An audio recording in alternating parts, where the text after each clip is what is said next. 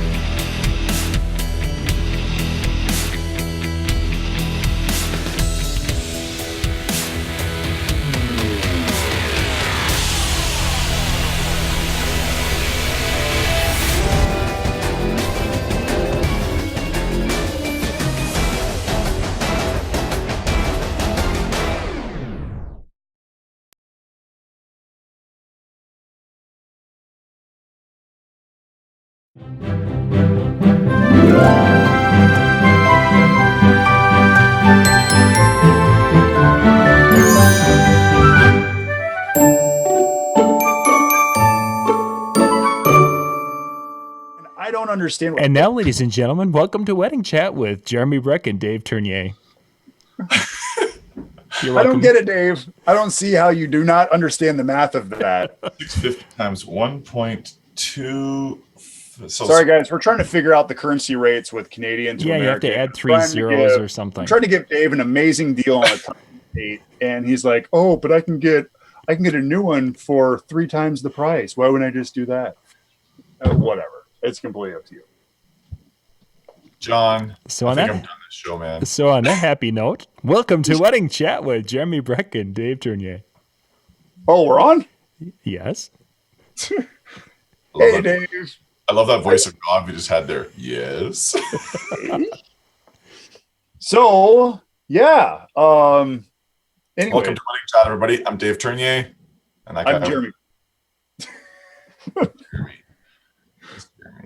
This is the sketchiest show. I don't know why people actually watch this show. Hey, we're all right. All right. So, Dave, we have a topic today. Last time I realized that our topic was confessions of a lighting guy or whatever it was. And we had absolutely no conversation about that. But we talked about NAMM, which was really awesome. To all those, I don't know how many people went to NAMM this year, but NAMM was... to me, I enjoyed NAMM more this year than I did last year. And maybe it's because I didn't feel like I got stuck, or I didn't feel like I had to be in this one area the whole time, even though I was. But I still had a chance to walk around. I still had a chance to walk around and see some really cool gear for DJs and some of the stuff that's coming up. One of the things that I did not talk about, which we just did a whole show about NAMM, and now we're doing another show about NAMM. No, but I need to get feedback from people. Okay. I need to get feedback. So I don't know if you saw this or not, but Pioneer just released a lighting controller. Didn't see it. See? Now, aren't you glad I brought this up? So Pioneer created, basically what they did is they created an interface similar to this little box right here. This is Sound Switch. Okay. So Sound Switch, you're familiar with Sound Switch? Yeah. And I did hear that they'd come up with an interface. I didn't realize it was a controller. Well, I mean, it's a box. It's like this. So here's the thing. Here's where I need feedback from people, because this is compatible with Virtual DJ and Serato, which I think we would all agree are probably the 2 most popular softwares that people are using in their DJ mixing. Can we all agree on that? Probably. Okay. So record box is getting pretty big too, but. And that's where my question is. Because I've heard a lot of people who have been disappointed with Rekordbox. It didn't wow them like they thought they were going to be wowed. I think you're looking at Pioneer coming out with their own software, and now they're coming out with lighting software. It's like, so many people at the show were like, just stick with what you're good at. Stick with creating amazing controllers. And they do. They make great controllers. So I'm curious on how many people who use Pioneer gear. I'm curious in feedback here, type in the chat, whatever it is. How many of you have gone to Rekordbox and say it was the best decision I ever made? I'm really curious to get some feedback on how many people are using Rekordbox, how many people love Rekordbox, how many people hate Rekordbox. just to kind of weigh out, the options of, did they make a good interface to go with a good software, or did they make a good interface to go with a software that people really are not jiving with? Right. So type away. Now let's talk about our topic. What's our topic, Dave? I don't even know what our topic is. Planning for success. Oh, yes. Like this show has been planned out. Yes. I do remember this conversation now. Yes. Yeah, So- John suggested we talk about our planning process a little bit with our couples, because of course summer is, for some of us just a few months away, at least for those of us in northern climates. So many people are already in summer. It's not fair. Yeah. And then of course there's the people in Australia that are in the middle of their summer right now, and they're like, this is the slow time because it's too freaking hot. Gosh, what a bunch of babies. Right. But yeah, so talking about a planning process. Now, you and I probably haven't. I don't think we've talked about this a whole lot in detail. I'm not overly familiar with what yours is. I'm not sure if you're familiar with what mine is. So this should be fun. No, I thought it was kind of funny. John brought up this topic. He said, "Hey, how about planning process?" And you're like, "Hey, that's a good idea. I just got done with a planning meeting with one of my August weddings." So I was like, obviously, as a single op, you're always planning. And because they expect that from you, they want the attention because that's what you promised them at day one. Exactly. And, that's no different for us, but that planning process can be different because when we as a multi-op connect them with their DJ, typically they want to work specifically with their DJ during the planning process. Now, me as the owner, I'm still involved in saying, let's talk about this in lighting, or what questions can I answer that maybe your DJ doesn't know. And our DJs are pretty familiar with how our systems work. They understand what questions they should be asking, where our couples should be at in their planning process as they're getting closer to the date, so on and so on. So talk about your planning. You talked about a couple back way out in August. Okay, so that's a long ways away. What is typically your method of, this is when we should meet for the first time, this is when we should meet, this is our final meeting? Right. And if I remember correctly, you and Mitch Taylor go through your finalization like months in advance. Kind of. So with me, I'm a yes and no on that. I think Mitch is a lot more organized on that side of things. But yeah, with me, so yeah, for anybody wondering, yeah, Jeremy did say that correct. I finished my first planning session with my August long weekend couple this morning. And actually Monday morning, I have first planning session with one of my September couples. Okay. So I'd like to be on top of it. I do 2 main planning sessions, and the first one takes place, anywhere from 5 to 6 months, maybe a little sooner if the couple really wants to get going. So of course, I've had all my July planning sessions, those wrapped up literally like a week and a half or so ago is when my last one of my July ones is. So now into my August couples. And so that's 5 to 6 months out. That's happening right now.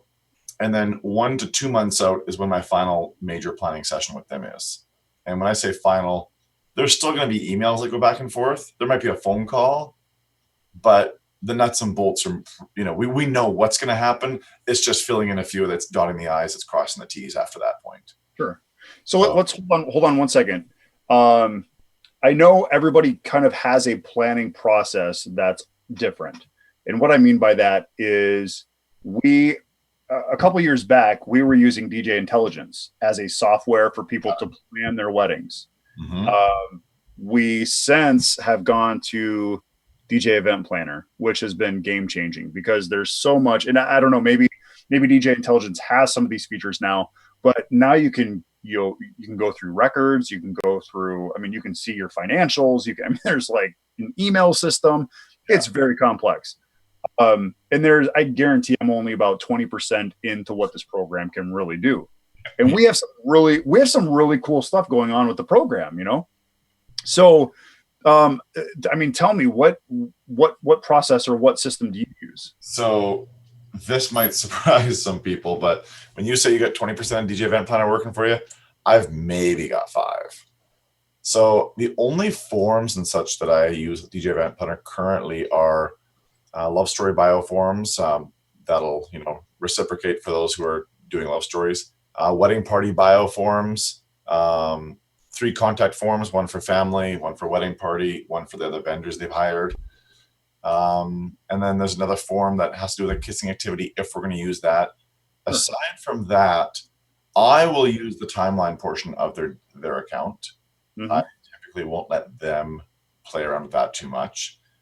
Because they have no clue what they're like. Yeah. So the nuts and bolts of things I still build in a Word doc pages in my case on my computer. And then once that's more or less fleshed out, then a couple of weeks before their wedding, I'll go into their DJ event planner and I'll just kind of jump all of my long form document, my agenda, which is generally, 2 to 4 pages, depending how complex the wedding is.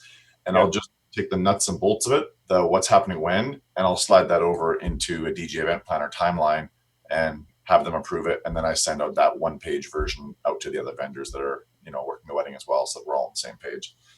Okay. So let me ask you this. You brought up some things that I'm not doing in my DJ event planner. I'm not doing the love story forms in there. So did you just create a Word doc and then that just saved into DJEP? No, I had to create a custom form in DJP. So here, I don't mind screen sharing what it looks like. Yeah, that'd be great. Yeah, because I'm not doing the love story. Like basically, I will just send them a Word doc or a PDF with the questions. I send them with wedding parties. I'll send them the Word doc. But I like that system of it's all just interfaced right into there. And we kind of send out email reminders. So 9 months out, 6 months out, 3 months out, so on and so on, that, hey, start thinking about this, start doing that. And that's actually a really good idea to just implement those documents right in there instead of it's like a week before their wedding and all of a sudden, oh, hey, can we still do the love story or can we still do the personalized intros? And as you know, you can't just sit down and like, okay, I'm going to type out your personalized intros or I'm going to, it takes time.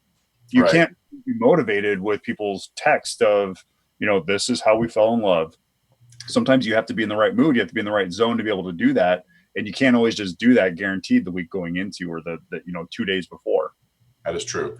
So Jared, I'm not sure how well you can see the screen. I don't know how people, how well they'll be able to see it when they're watching it through the YouTube feed. But this is basically, so there's a bride's one and there's a groom's one. And are they the same questions? They are not. They are 90%. Okay.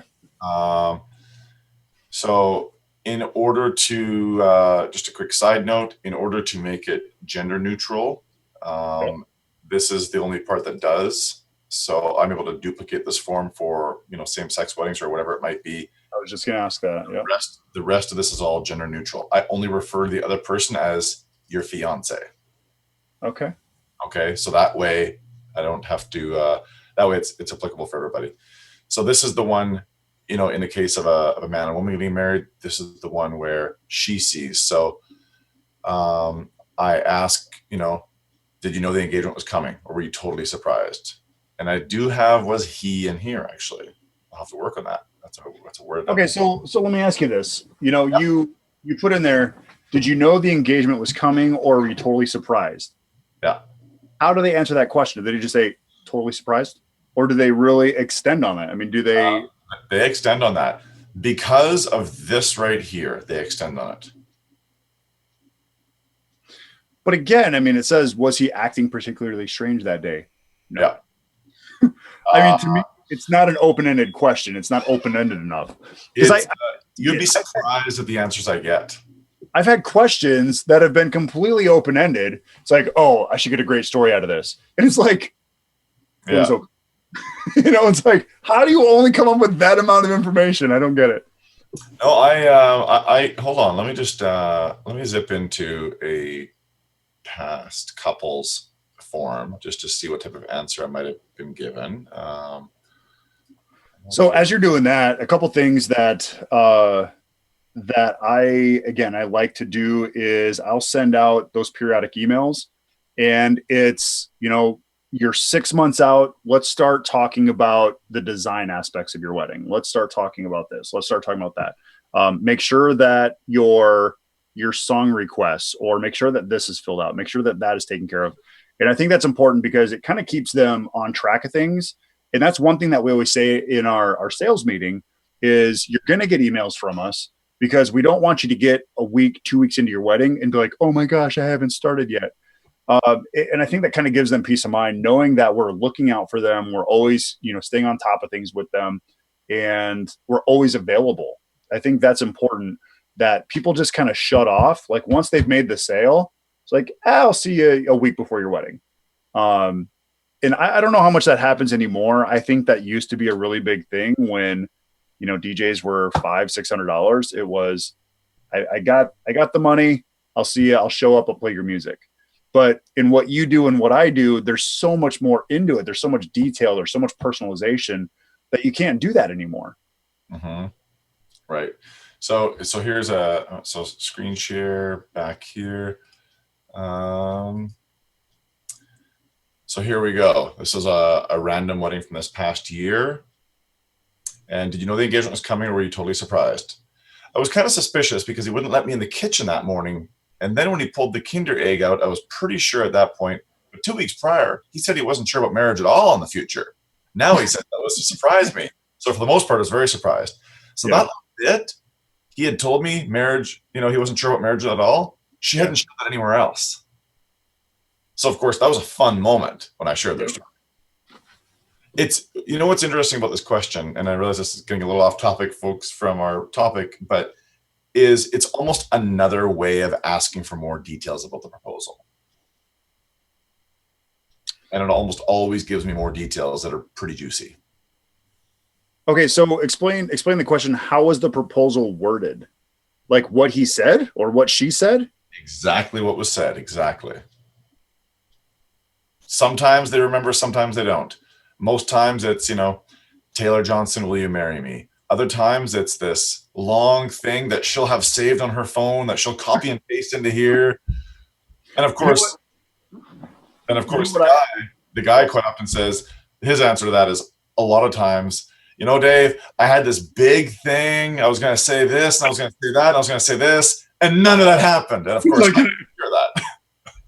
My favorite, one of my favorite things, like when couples do that, they're like, I had this great idea planned. It was all, I had all the wording figured out in my head, and then it happened, and I have no idea what I said. And it reminds me, you've seen the movie Old School? Yes, but okay. When Will Ferrell gets up there and they're like, tell us about the economic development of the world. Basically like this huge questionnaire, this question. And he's like, I got this one. He gets up there and he's just like, well, Bob, basically just like goes on and on and on and on. And all these people are like, holy crap, he really knows what he's talking about. And all of a sudden he's like, oh my gosh, what happened? I blacked out. I think that's what happens is people, they get so caught up in the moment. And granted, it was a movie and it was a comic really part of it all. But so many people are like, I got this all planned out. I got this figured out. I'm down on one knee. What the hell am I going to say? I think that happens so often. It's funny. So true.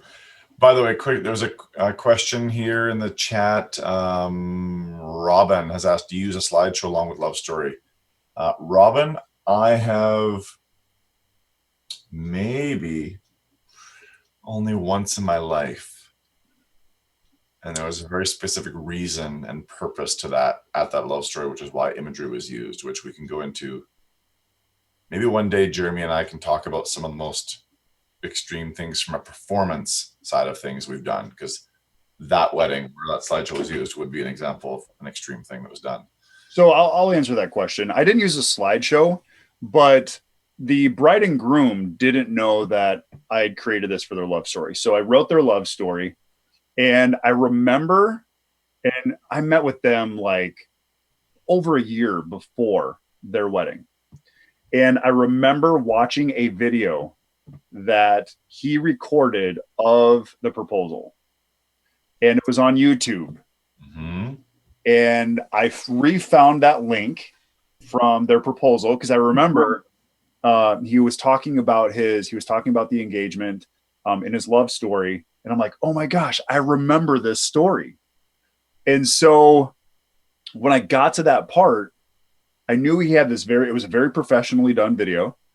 And I'm like, basically, they decided to take a walk down Falls Park. And really, there's only one way to finish this story.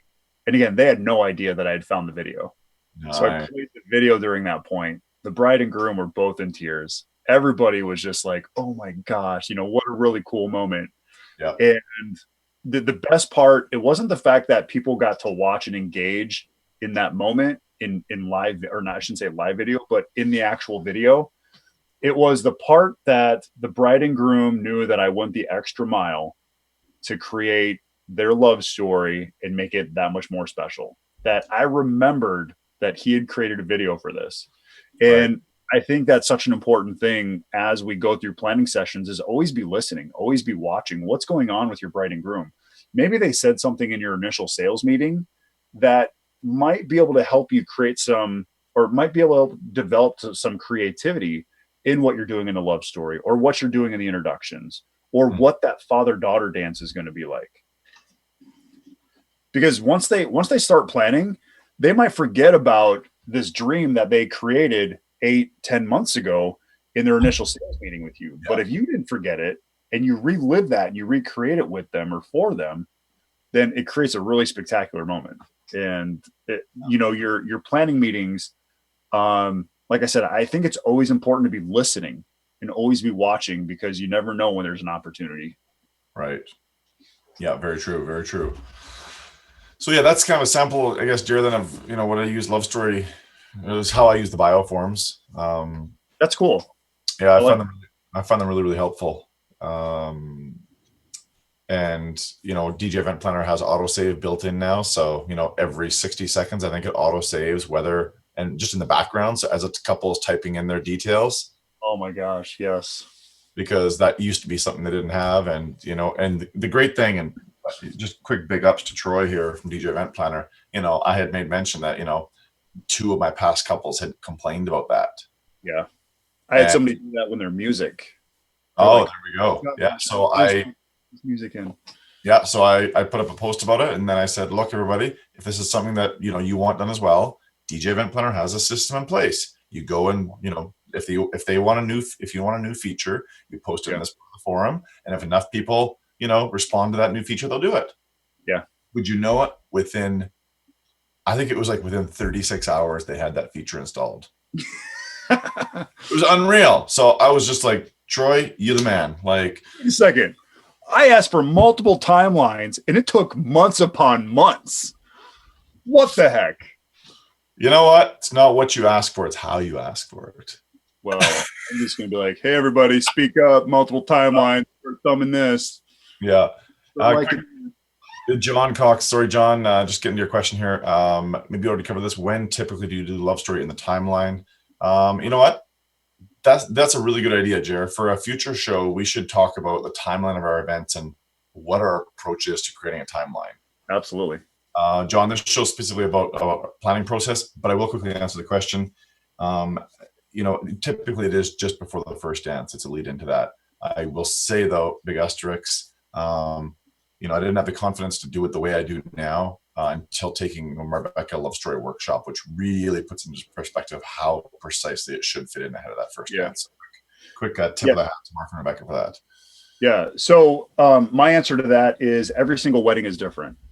Every single wedding has a place and a purpose for the love story. There's times where there was one time where we actually did the love story at a ceremony. There was times where we've done love stories for their introductions. There's times where we do it as we bring them up for their final thank yous. We've done it for before their first dance. We've done it after their first dance. There's a lot of different ways to actually incorporate where that happens. Yeah. And it's kind of the tone, what is the tone of the love story? The love story is very emotional, but there's some couples that don't want the emotional side of it. They want the fun side of their relationship. Right. And so maybe it's not called a love story anymore if that's the case, but it's a different tone. So it has to find a different place in the reception or in the wedding to fit in correctly. So that's a great question. And yeah, I think Dave and I will put that on our list of, talking about a timeline and how everything kind of fits in, when things should happen, how long things should last. Because I think that is important. Yeah. Yeah. And John just commented, Mr. Cox here, a show on timelines would be great. So yeah, we'll absolutely do that. In fact, that might just be next week. Who knows?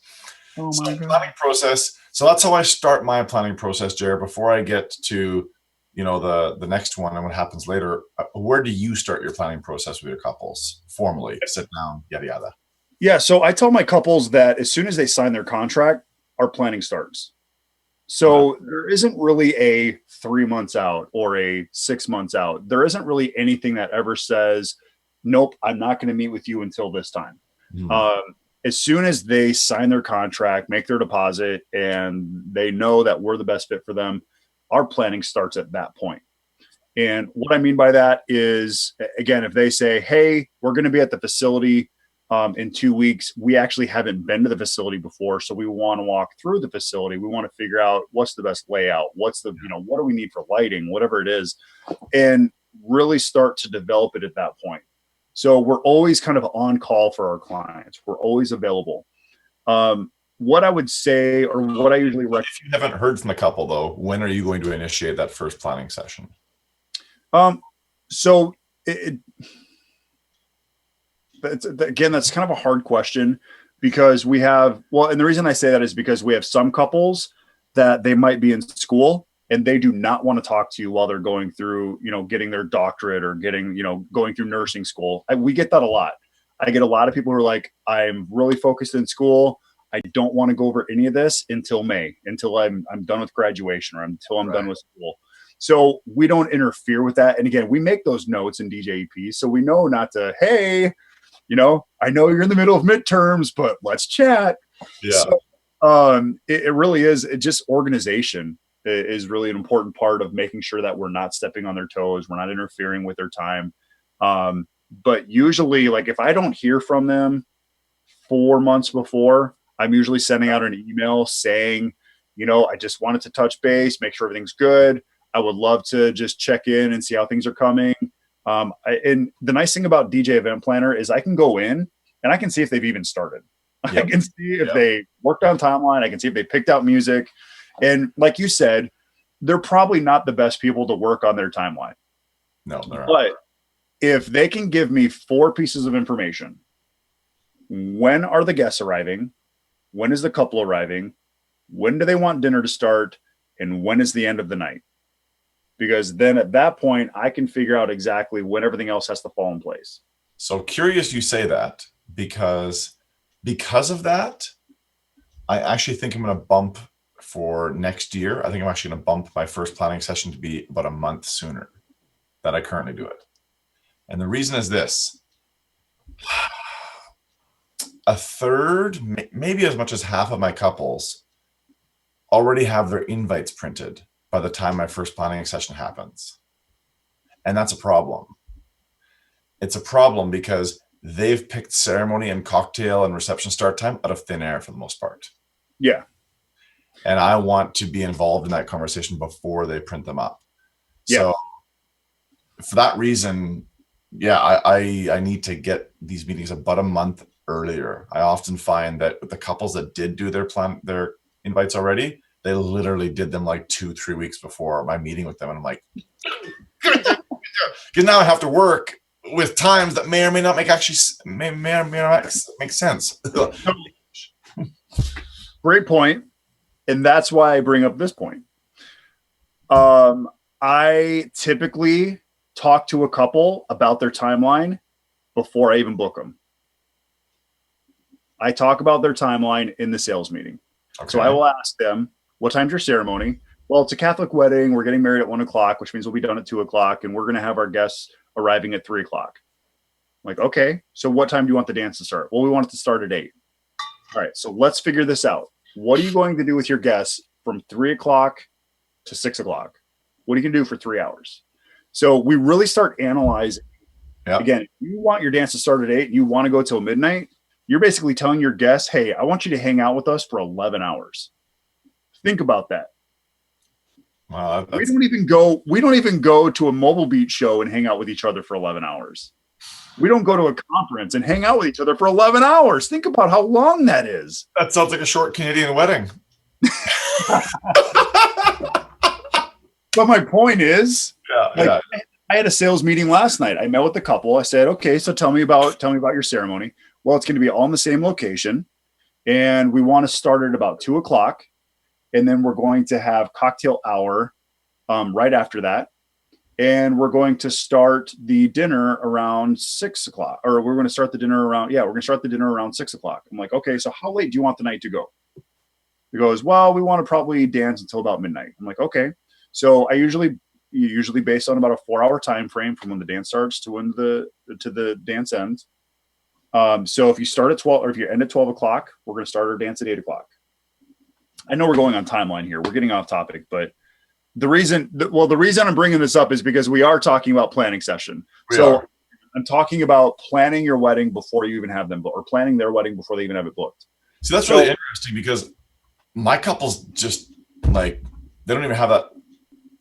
They often don't even have a venue picked out for ceremony yet. So they can't even make those decisions yet. Okay. But with your guidance, they can decide, or they can figure out exactly when their ceremony should start. They can work around you as a professional. I like Imagine. Imagine. So I talked them into having their ceremony from 2 o'clock, and now they switched it to 4:30 because now everything is all in place. Everything's got a good timeline. They're like, thank you, because we had no clue. You're exactly right. They have no clue. Mm-hmm. But if you take the time, even before you book them, and show them that you're the professional, you're the expert, and help them build their timeline before you even have them booked, you think they're going to go somewhere else and say, well, this other guy had a great idea of starting our ceremony at this time and going to this and doing this and doing that. True. Okay. So again, that initial planning, again, it starts before you even get them booked. But once you have them booked, now they already know what your mindset is on this is when this should happen and this is how this should happen. My sales meeting today, I basically created their entire layout for 350 people in this barn. And they're working with a wedding planner. And I told the wedding planner, I said, let me give some recommendations, because she's like, I don't know how to lay this out. I don't know what works the best. I said, we've done ceremonies, turning it over to reception in this facility in the past. And so my sales meeting today with that couple, I talked to them about our DJ services. And granted, they were at our showcase, so they saw what we did in performance and, mic skills and things like that. Yeah. But I talked to them about DJ services for 5 minutes. I talked about their layout and their design for roughly 30 minutes. And they already had made their decision. We want to sign. We want to go ahead and go for it. Mm-hmm. So they booked me personally for their event. And it all took was 5 minutes talking about my DJ company. Well, plus a showcase night. Don't discount that. Yeah. All right. But I get what you're saying. Absolutely. And I do go through some timeline stuff at a consultation as well. So, Courtney, one of my brides this year, she did, get a hold of me and said, hey, Dave, we're doing up invitations. Can I just chat with you about times? I'm like, yes. So obviously she did remember that from the consultation, but I like how you pushed that. So, so if you haven't heard from them 4 months out, you get in touch with them. That's perfect. So my final big funding session is 1 to 2 months before, but I will say in between that 5 to 6 months and that 1 to 2 month, there's quite often a video chat like this. I would say probably 60% of the time, 70% of the time, it'll be a 30 to 60 minute conversation like this. It's just a touching base. It's how are things going? Do we need help brainstorming songs for the wedding party intros? Because I want all that stuff. Like I want the wedding party bio forms. I want all that stuff done before or by the 1 to 2 month meeting, because part of what I do at the 1 to 2 month meeting is I go through those bios word for word. Right. If I don't know what the hell something means, that's my opportunity to ask. I don't want to be asking them, 3 or 4 days before the wedding. Right. And that's actually in our 3-month email is, hey, if you're planning on doing this, make sure that you're requesting the forms. And again, I like the fact that your forms are right in DJEP. We're sending documents. Or we're sending, we're like, hey, if you're interested in doing this, let me know and we'll send you the file. It's like, why wouldn't I just send them the file already? Why would I just not have that done? Right. So I like the fact that you do that. I think that's a great idea. And, in the planning process, I think a lot of people ask, where do you meet? I think, how do you sit down with a couple, or do you do it face to face? Do you do it over Skype? Do you do it on video chat? And it's just accommodating the couple. Yeah, big time. So we have like 3 main locations that we meet with people. We have our downtown branch, our downtown office. We have our T office, which is like not too far from where I live. And then we also have a location south of town. So if people are like, well, we live on the south side of town. Well, great. I live on the south side of town. I'll meet you at the south location. As opposed to, how about we both drive all the way downtown to go meet, and then we'll all drive back home afterwards. So it's kind of asking them, what's the most convenient for you? And there's times where people are like, well, I can take a quick lunch and we can chat over lunch. It's like, okay, do you want to meet at a restaurant, or do you want to meet at your office? What works best? As long as I have Wi-Fi, that's convenient for me. And again, it's all about getting their attention and helping them stay focused. One of the things I will never forget, a meeting where I just could not connect with a couple because they had their child with them. And that is like one of the most frustrating things, when it's like you're trying to give your little sales pitch, trying to, help them plan their wedding, and you can see that they're frustrated with their children, and you don't want to sit there and just ask questions. I mean, how long do your consultations last? Your sales consultation? Seldom less than 2 hours. Okay. So if we said 2 hours, if I was sitting with a salesman for 2 hours and he saw that my kid was freaking out and my kid was rambunctious and just couldn't sit still, I would not book. I would go a whole different direction. And again, I'm saying this in a salesperson's aspect, is make sure that you have their complete focus and that they have a child sitter, they have somebody to take care of the kids. And if they book you, then say, you know what, I want to pay for your babysitter tonight because you took the time away to sit down with me. I know that's not always easy, and I don't want you to be burdened by that cost. If it's $20, give them $20 to watch their kid, whatever it is. So true. Okay. So we have a question here. Jared, do you have a separate lighting design meeting? So just before you answer that, Jared, so for context, my planning sessions are all about stuff that impacts my role as the MC, and I'm learning about them so that I get an idea what their musical tastes are. So MC, DJ, that's the focus of my planning sessions, because I don't do any major production. I mean, I have some basic uplights, this type of thing, but if people are wondering why are you spending all that time, what are the things I'm doing when it comes to MC and DJ stuff? Well, I mean, my meeting this morning, we were able to brainstorm a unique buffet invitation activity, all based around this couple's love, and don't laugh, all based around this couple's love of the Price is Right TV show. Nice. So, that was 15 to 20 minutes to figure all that out and how that's going to work. So these are the types of things that take up the planning sessions when it comes to my MC work. So that being said, Jared, do you have separate lighting design meetings? Yeah, absolutely. And I don't expect my guys to understand the design aspects of lighting like I do. And the reason I say that is because even if a client has one of my DJs booked, I will still be the one to discuss the lighting design options with them, because I know how to use it correctly. I know how to create exactly their vision. I know if it's even possible, because if someone says, well, we want to make, we want to do like a really deep wine color, I can tell you right off the bat, that's pretty much impossible. Yeah. I can turn red all the way down, but it's not going to create a burgundy. So there's some limitations. And again, I don't expect my guys to know every ins and outs of those limitations as well as the design aspects. So like my meeting today, my sales meeting, I had a sales meeting with them, and they said, well, we want to do pin spotting and we want to do some type of uplighting. But we want it to be very natural, very romantic colors, or very warm and natural.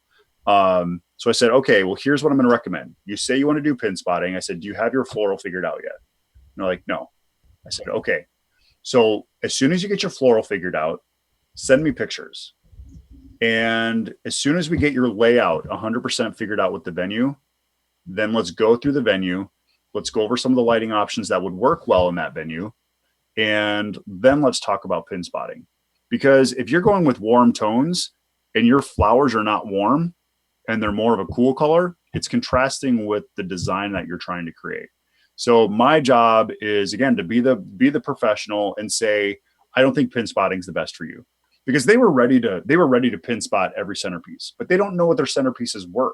Okay. So it's hard to say, yeah, let's pin spot it, but it could be this long runner. And if I'm pin spotting a long runner of floral, I'm going to need 8 lights per table. Right. 8 times 30 tables, I'm going to need a total of 400 pin spots. So again, you have to focus on the entertainment aspects.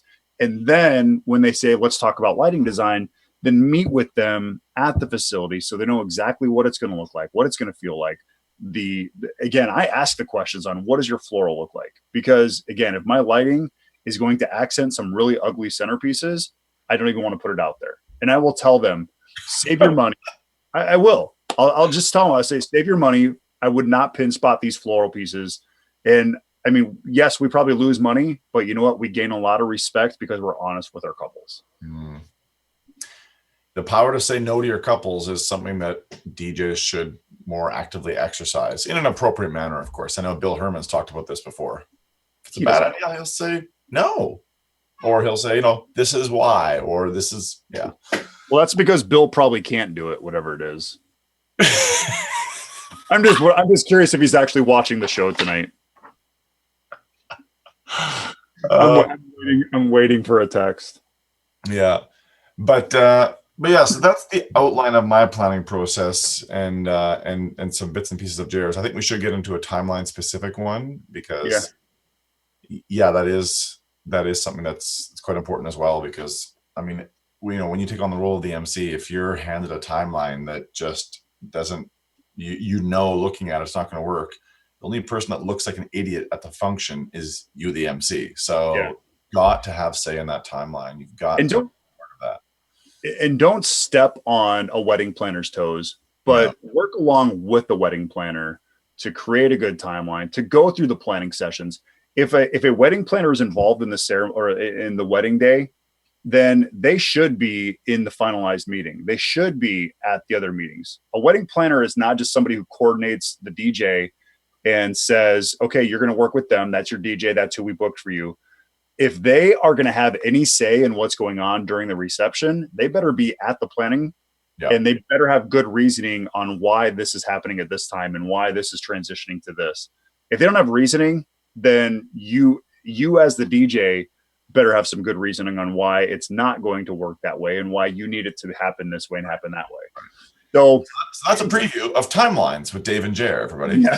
Yes. So I guess my closing is, when we talk about, final thoughts with Jer, my closing in all this, I would say in planning, just always be listening, because you never know when a great idea is going to spark. You never know when inspiration is going to be created, and you never know when you're going to be able to create a moment that a couple is not expecting. Yeah, very true. And I'll finish by saying, don't be afraid to, if you're wondering right now, God, if you don't do a lot of planning with your couples, which is totally fine, but if this interests you, don't be afraid that you're not going to have anything to talk about, because you will. You'll have lots to talk about. And after a year or two of doing planning sessions, you're going to wonder how you ever did without, because come wedding day, and this is probably the biggest side benefit. I mean, I spend, including the consultation, between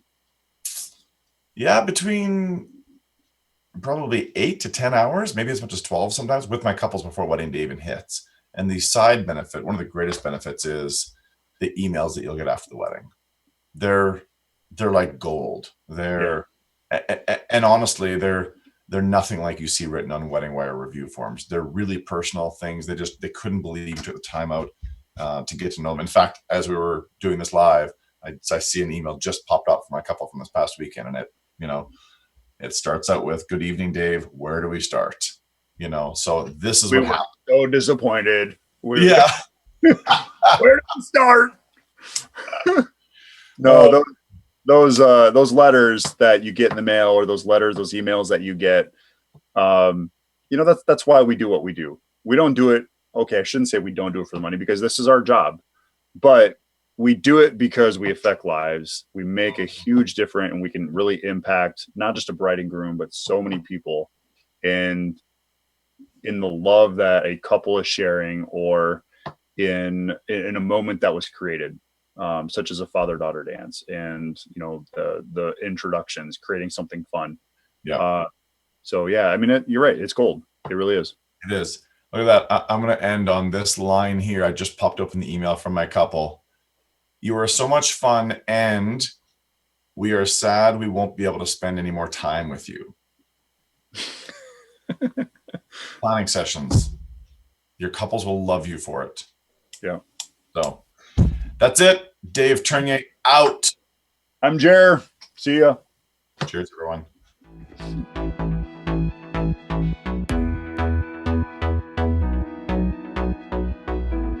Tonight's DJNTV show is sponsored in part by Electro Voice, DJ Event Planner, ADJ,